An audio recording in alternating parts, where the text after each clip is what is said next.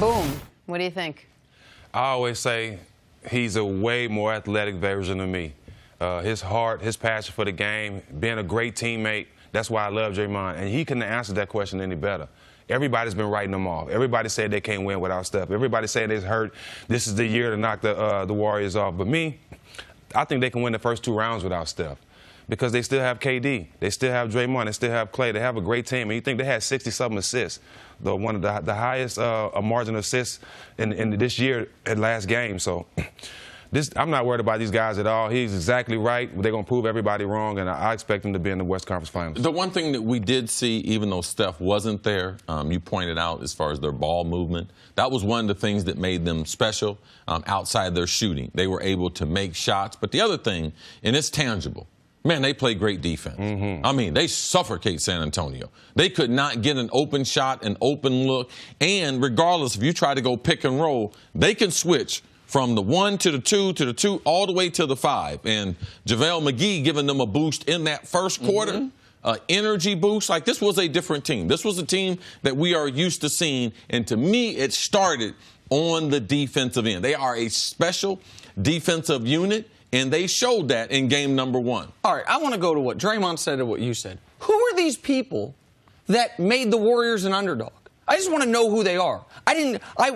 Across all networks, all channels, the only human being I saw that picked the Spurs in this series was Earl Watson, and it made headlines because no one was picking the Spurs in this series. Vegas has the Warriors. I think Draymond was talking about in the playoffs, not just this series, in the playoffs in general. Well, in the playoffs in general, they are still the betting favorite to win the NBA championship. They're in the midst of the greatest 4-year regular season. It's not like Draymond made that up, though. No, but hold on. They've never been questioned as much as going into a first round ever going into the playoffs. They've been questioned a lot. Listen, I agree with everything you said about the basketball game. JaVale was excellent early. She shut down LaMarcus Aldridge early. Their defense as a whole was absolutely suffocating. I agree with all that. But the Warriors, it's just remarkable to me that all of a sudden, the defending champion, 4 Hall of Fame Warriors, or nobody believed in us?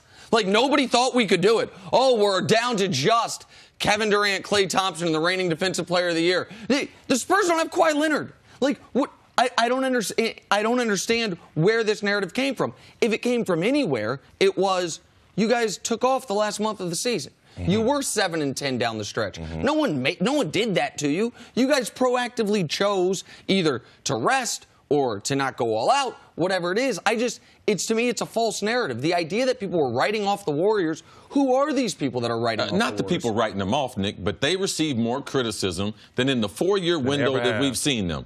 On TV shows like this one, people have criticized the Warriors. It's not like Draymond got up there and made that up. Right? Part of that is true, but also part of being an elite athlete is trying to find some little edge that would give you an advantage as you move forward. No, people weren't questioning them as far as the San Antonio series, but on their ability to repeat, Houston being better than them, that has been constantly talked about the last couple months. And they never went into the playoffs with being so beat up. You never had Steph so beat up. You never had Clay with a thumb injury. Their last game, they lost by 40 points. Yes. I mean, they had no momentum whatsoever coming into the playoffs. Yeah, and then, a lot of people, like I said, injury and a lot of stuff going on, but there's no way the Spurs going to beat them with Ginobili being their best player. I love Ginobili. He's one of my favorite teammates. But at this point, if he's their best player, there's no way they're going to beat them. Danny Green can't beat nobody off the dribble.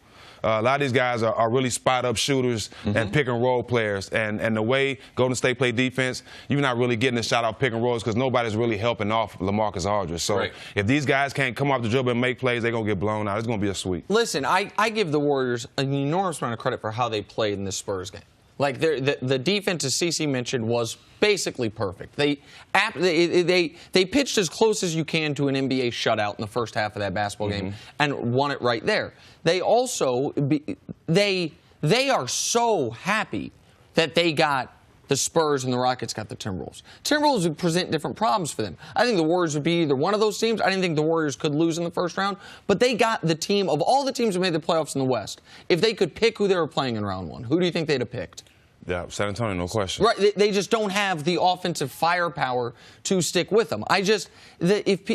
I just don't understand. And if Cece, if your point is it's the old Michael Jordan created trash talk where it didn't exist. That's part of it, but part of it's real, though. It is real. I mean, there's more doubt in Golden State, Anytime. and there's more conversation than since this team has emerged from over 3 seasons ago. And that is real. Draymond is not making that up.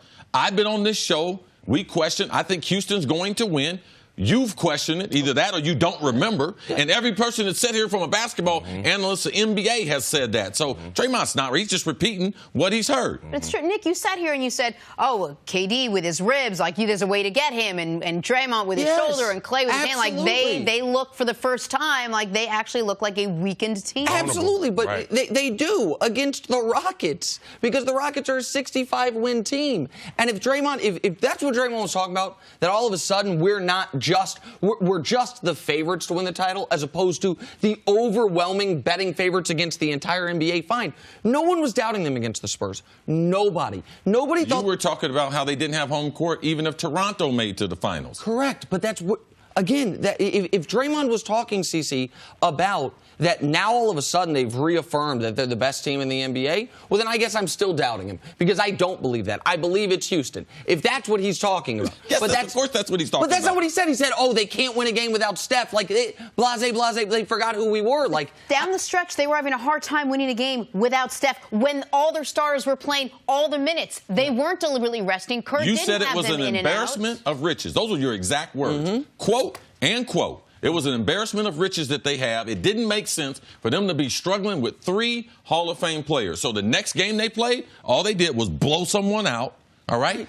And they brought their level of defense and the attention to detail, and they knocked down shots. They played at a pace, too, that was quicker than what they finished the regular season at. But you never seen them this vulnerable, and that's the whole thing. You never seen them going into the last month of the season with their 4 stars all banged up.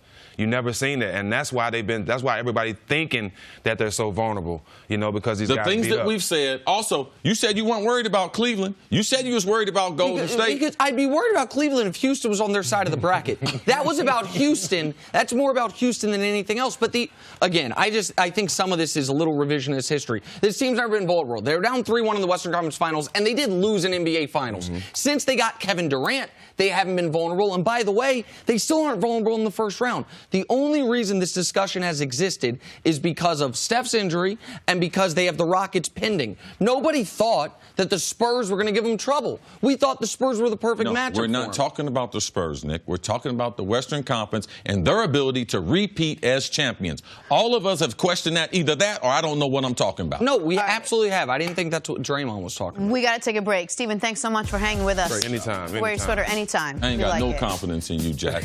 Thanks for watching. Subscribe here to get the latest from the show. Also, be sure to check out more of the best clips from First Things First, or go watch a few segments from our other shows on FS1.